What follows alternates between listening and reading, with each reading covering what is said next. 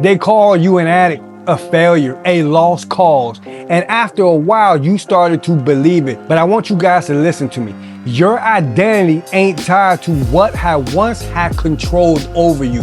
You are who God says you are, not what the world has decided to label you as. Now, we've all been tied to something. We've all been trapped by some type of addiction, whether it be the bottle, the pills, porn, anger, food, you name it. We have all been in this place before. Some of us have dealt with it in a little bit more of a stronger sense, but the thing is that we have all been through it at some point of our lives, and in the middle of us being in that specific type of addiction, we tell ourselves that we have control, that we can stop at any time.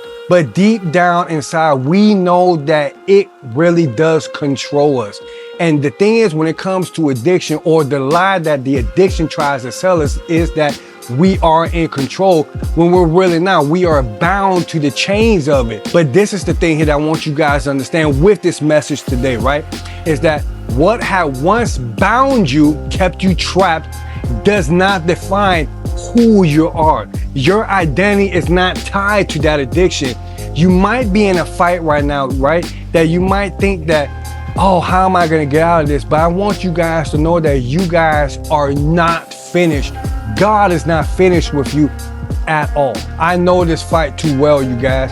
I have been in situations for a lot of years dealing with alcohol, drugs. I started off smoking weed, and then from weed it went to pills, and it went from pills, it went to freebasing cocaine, sniffing cocaine, and doing that for so many years, and the alcohol is something that had me so wrapped up in it.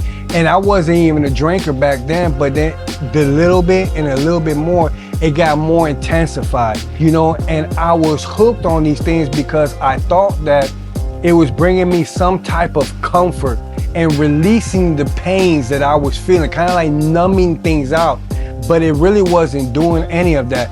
And then I started to realize that I needed to do something about this. There were plenty of times, guys, that I would climb up this ladder to sobriety and I would beg God to, take it away from me. I don't want to take this demon or whatever the case it is away from me. That's how I was thinking back then, because I didn't want to deal with this anymore. And he never really took anything away from me. So, I went through it hard for years, and the silence of not hearing his voice or hearing anything, and with me still continuing in the addiction, it was a very, very hard time.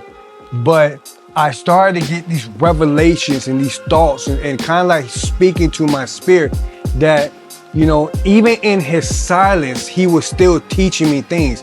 He was showing me who I was, showing me that the strength that I was praying for was already inside of me. You gotta understand that God doesn't always pull you out of the storm.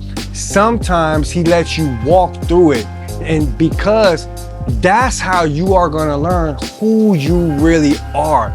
And that's something that hit me so hard that I started to understand that it was like, it's already inside of me. God has already placed that spirit in me. I just had to bring it up forth to be able to finally overcome the addictions. Now, I want you guys to understand this. When God had made you, he built you with this power, this purpose, and this fight inside of you. See, now the enemy likes to use the addiction that you're going through as to make you forget the truth, to make you forget what God has already placed inside of you. But if we look into the Bible, we look into the word, it says in 2 Corinthians 5:17, right?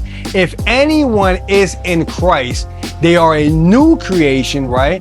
And a new creation has come and the old has gone and the new is here. So what does that mean? You are not the old version of yourself anymore.